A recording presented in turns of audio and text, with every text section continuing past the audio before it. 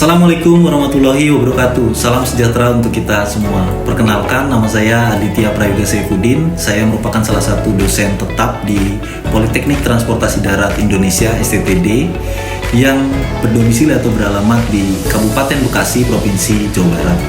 Pada kesempatan kali ini saya akan memaparkan tentang pernyataan diri dosen dalam unjuk kerja Tridharma Perguruan Tinggi di bidang pengajaran, di mana pada semester genap ini saya mengampu mata kuliah Teknik Analisis Perencanaan Transportasi.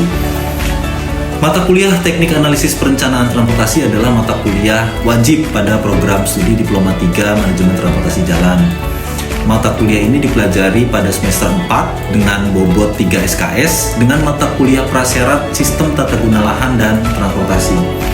Mata kuliah ini bertujuan agar taruna mampu menjelaskan konsep dasar perencanaan dan mampu menganalisis perencanaan kebutuhan transportasi. Pada mata kuliah ini secara terinci mempelajari pola keterkaitan antar faktor permasalahan yang dihadapi, serta konsep tentang perencanaan transportasi yang telah berkembang sampai dengan saat ini, di mana pengembangan suatu kawasan tentunya harus sejalan dengan pola penyediaan fasilitas transportasi, baik secara jaringan, sarana maupun prasarana, dan juga tentunya didasarkan pada kebutuhan dan perilaku perjalanan masyarakat. Pendekatan yang dipelajari pada mata kuliah ini juga dapat digunakan untuk skala permasalahan lingkup regional, perkotaan, maupun tematik pada suatu kawasan. Mata kuliah ini juga mempelajari mulai dari teori dasar, asumsi, pengumpulan data, penyusunan model, proses perkiraan, pengabsahan, kalibrasi, hingga implementasinya. Dalam beberapa teknik juga dijelaskan untuk memilih tingkat kecermatan analisis yang sesuai dengan kebutuhan serta kelebihan dan kekurangan dari setiap teknik analisa yang nantinya akan dipilih atau dikembangkan. Capaian pembelajaran lulusan yang diharapkan ialah taruna mampu menunjukkan sikap bertanggung jawab atas pekerjaan menurut keahliannya dalam perencanaan transportasi secara mandiri. Kemudian taruna mampu memahami dan menjelaskan konsep-konsep dasar dan pendekatan dalam perencanaan transportasi. Selain itu juga taruna mampu melakukan pengolahan dan analisis data perencanaan transportasi, serta menguasai dan mampu menerapkan teknik analisis perencanaan transportasi sesuai bidang tugas kerjanya. Adapun capaian pembelajaran mata kuliah ini diantaranya: 1. Memiliki pengetahuan tentang struktur analisis proses pemodelan dalam perencanaan transportasi, model komputasi terkait, dan karakteristik perilaku perjalanan. Yang kedua, memiliki wawasan tentang pengoperasian proses analisis kuantitatif dalam perencanaan transportasi, pengoperasian, penerapan, dan kemungkinan berbagai jenis model transportasi yang bisa diterapkan, serta proses estimasi parameter model berdasarkan perjalanan dan lalu lintas. Yang ketiga, memiliki keterampilan dalam membangun deskripsi setiap sistem jaringan transportasi, menyiapkan model matematis operasional sederhana, menerapkan berbagai jenis model untuk perhitungan kebutuhan transportasi, serta menafsirkan hasil model yang telah disusun nantinya. Selama 14 kali pertemuan, taruna akan mempelajari materi terkait pengantar konsep dasar perencanaan transportasi, bangkitan perjalanan, distribusi perjalanan, pemilihan moda perjalanan, serta pembebanan perjalanan. Selama proses perkuliahan, metode yang saya gunakan terdiri dari penyampaian materi atau ceramah di dalam kelas, diskusi yang berbasis kelompok di kelas, penugasan, dan studi lapangan. Sistem penilaian yang saya gunakan berdasarkan keaktifan taruna pada saat proses pembelajaran di kelas, juga ujian lisan dan tertulis maupun tugas terstruktur atau kelompok studi kasus. Dengan bobot penilaian terbesar berada pada tugas struktur sebesar 60%, sedangkan UTS dan UAS masing-masing adalah sebesar 20%. Demikian penjelasan singkat dari saya. Semoga dapat memberikan gambaran mengenai bidang pendidikan dan pengajaran yang saya lakukan di Politeknik Transportasi Darat Indonesia. Selanjutnya, berikut ini saya sertakan cuplikan video pembelajaran saya di dalam kelas. Terima kasih. Wassalamualaikum warahmatullahi wabarakatuh. Duduk siap, gerak.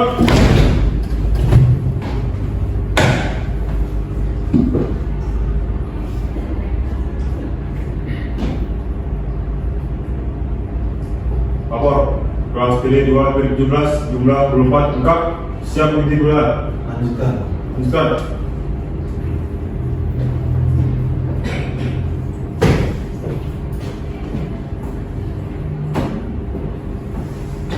Mengawali perkuliahan, berdoa mulai.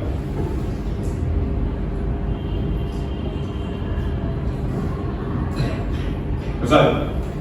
Istirahat di depan, gerak. Selamat siang.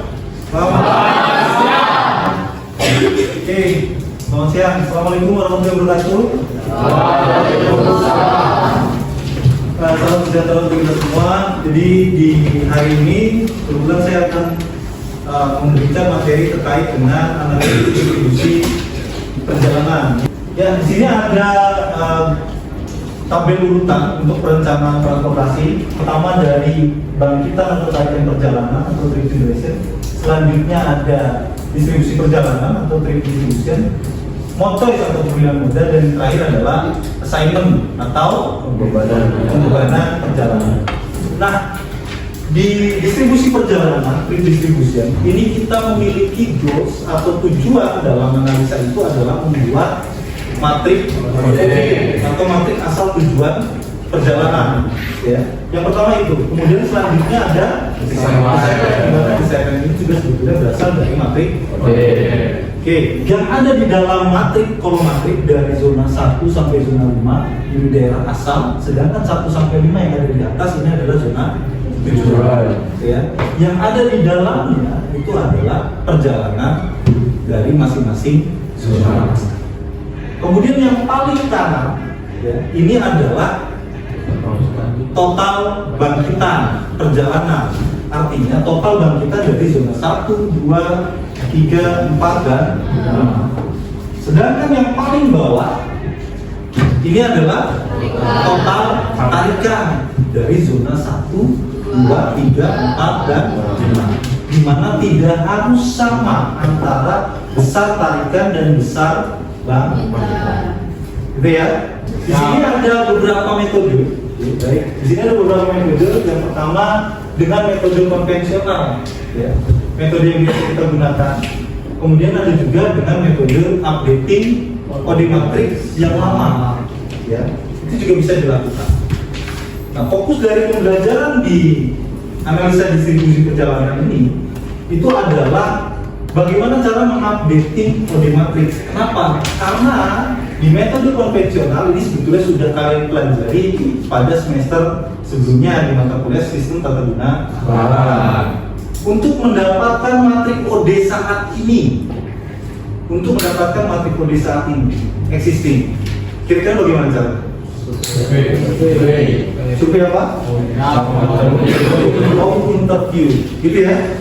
Kemudian selanjutnya untuk updating kode matrik ini yang akan kita pelajari agak sedikit berbeda dengan metode konvensional, karena metode konvensional tidak mengukur berapa banyak perjalanan di dalam mode matrik tadi, di dalam sel tadi, berapa banyak di masa yang akan datang. Sedangkan dengan updating mode matrik ini melihat berapa banyak perjalanan dari tiap sel itu di masa yang akan datang. Oke, di sini ada dua metode. Yang pertama metode growth factor dan metode sintetis. Metode growth factor ada tanpa batasan, satu batasan, dan dua batasan. Sedangkan metode sintetisnya nanti kita belajar tentang model gravity atau gravity model. Nah, untuk metode konvensional ini yang sudah sering kalian lakukan untuk mendapatkan matrik kode existing, gitu ya, di tahun sekarang, matrik kode sekarang. Ini hanya perlu dengan menggunakan survei RSI dan home interview saja. Kebutuhannya adalah hanya berapa banyak perjalanan antar zona di dalam wilayah studi, baik dari zona internal menuju zona internal maupun dari zona internal menuju zona eksternal dan sebaliknya. Selanjutnya untuk metode updating odometrik, ya, updating odometrik yang lama. Yang pertama adalah matriks yang pernah disusun dapat digunakan untuk menyusun matrik baru melalui faktor ekspansi. Kemudian selanjutnya sangat dipengaruhi pola dari matriks lama sehingga kurang baik untuk perencanaan jangka panjang. Selanjutnya adanya masalah sel kosong karena belum tentu sel yang kosong pada matrik kode lama akan tetap kosong. Betul ya? Contoh praktik kerja lapangan ya di kota. Contoh kota Surakarta. Lokasi PKL berada di kota Surakarta atau wilayah studinya ada di kota Surakarta. Ini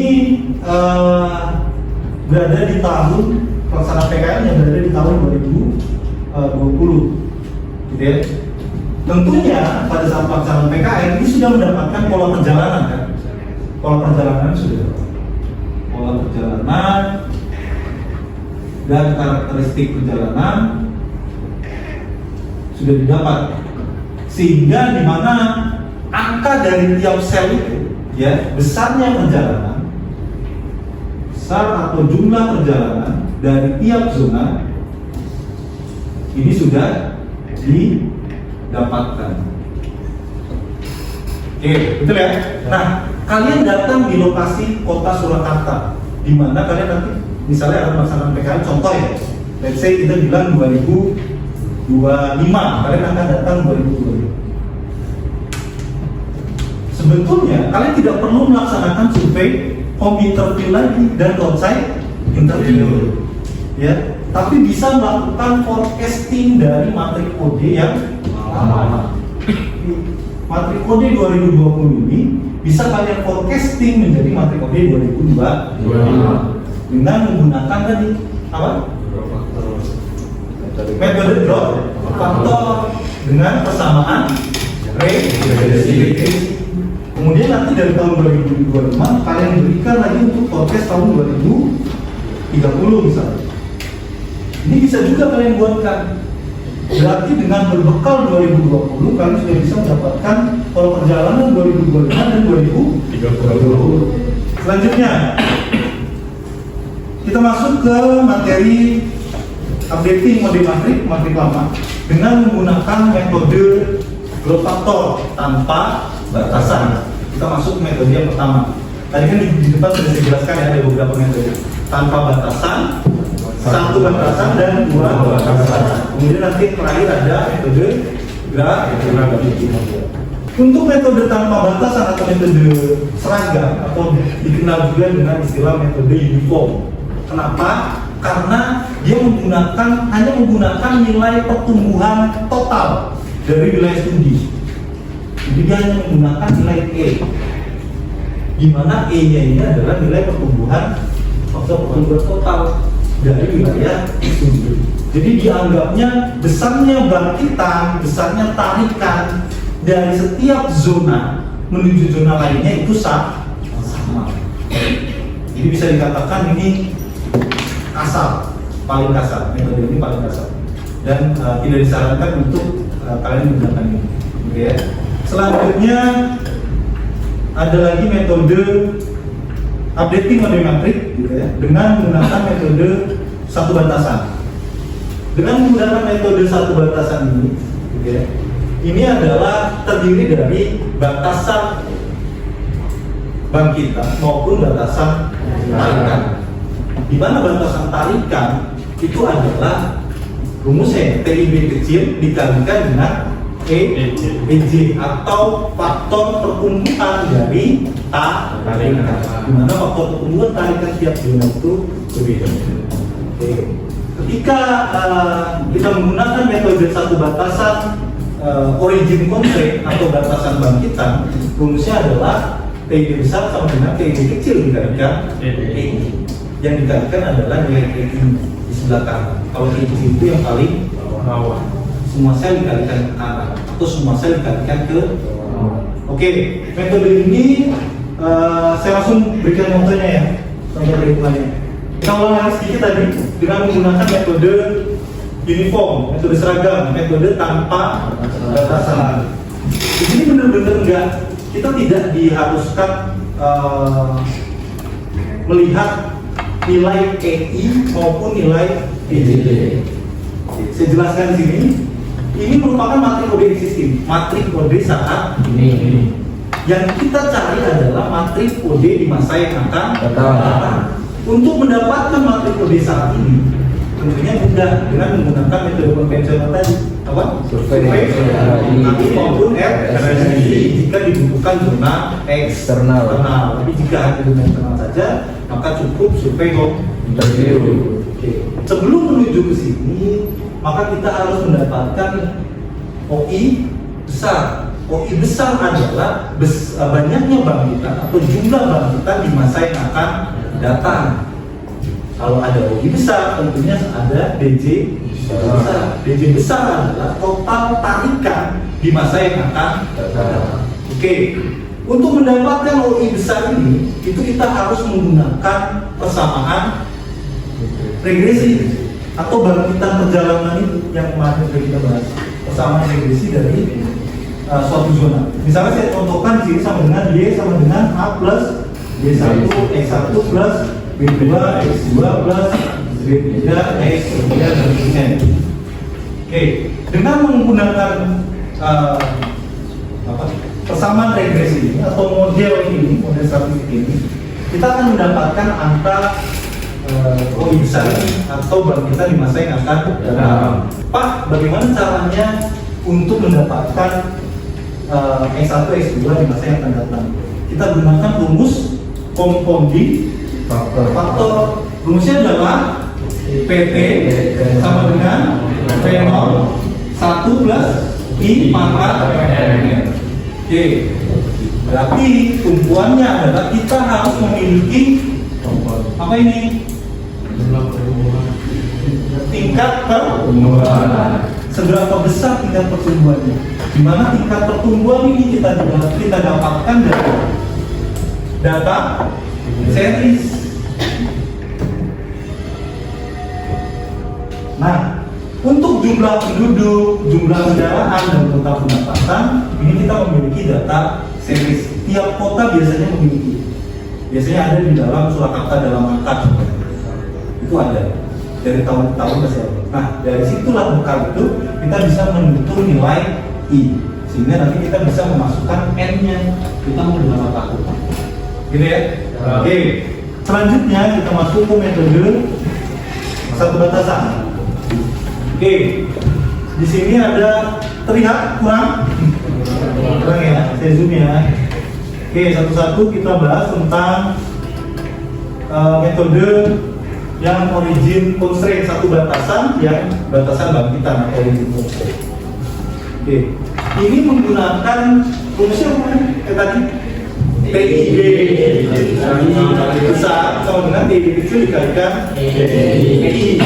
Itu kalau batasan tarikan. Kalau batasan tarikan TID kecil dikalikan TI.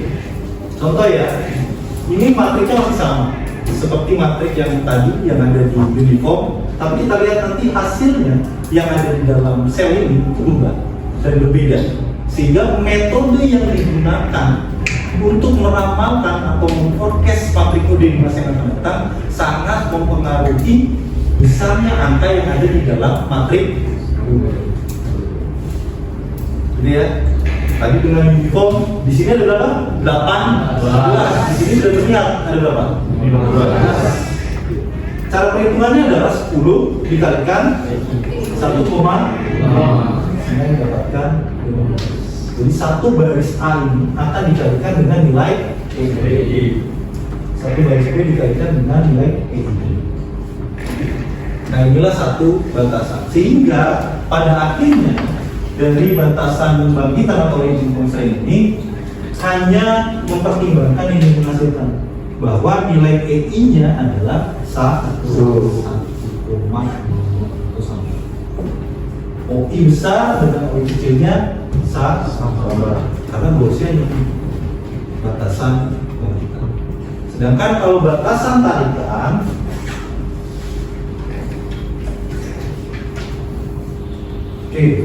batasan tarikan ini menggunakan apa tadi faktor pengalinya? Ya, atau tingkat pertumbuhan tarikan. Jadi satu kolom A ini akan dikalikan dengan nilai EJ-nya 2,00. Satu kolom B akan dikalikan 1,5. Oke, itu untuk batasan tarikan dan batasan lanjutan. Ada pertanyaan sampai sini? Siap cukup Pak. Oke, baik, saya lanjutkan ya. Nah, selanjutnya ini adalah metode dua batasan. Metode dua batasan atau, nah, di metode dua batasan ini sebetulnya ada banyak metode juga, ada banyak model juga.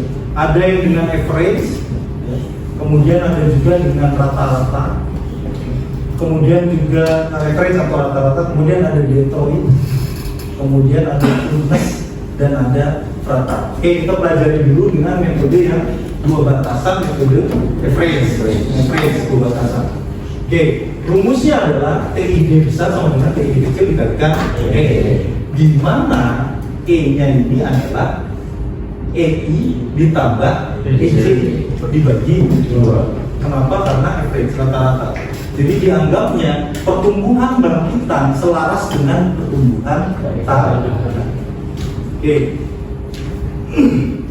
Oke, baik, selanjutnya untuk metode ini agak berbeda dengan metode-metode sebelumnya. Kalau di metode ini itu kita memiliki goalsnya untuk EI dan EJ-nya itu adalah 1,00.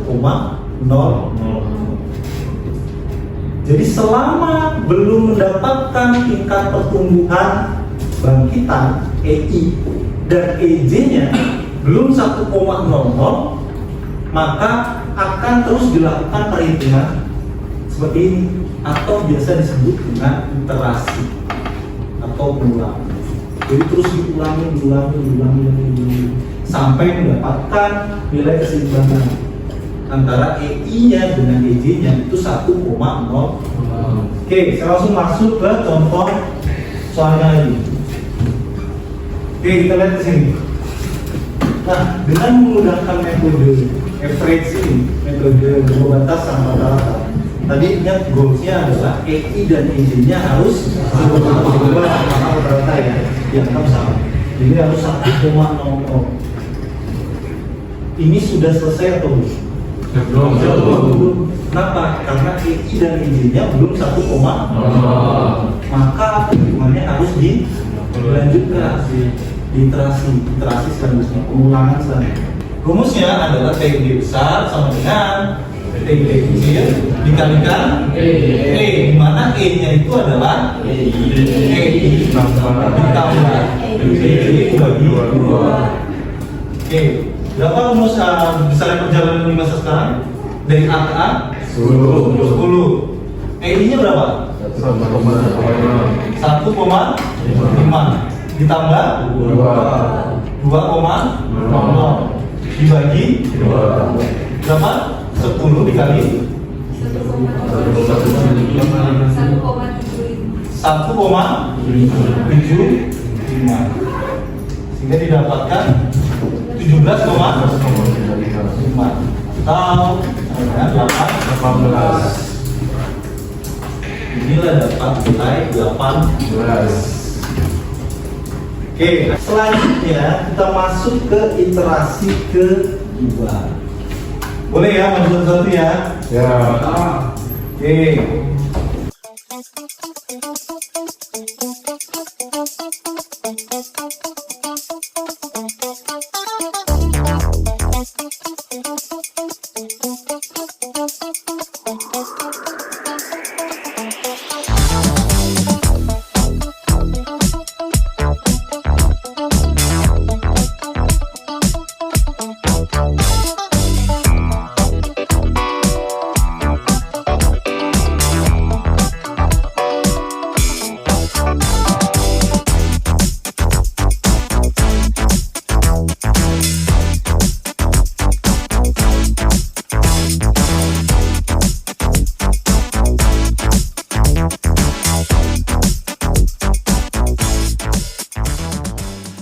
Oke, kurang lebih ini dulu materi untuk hari ini.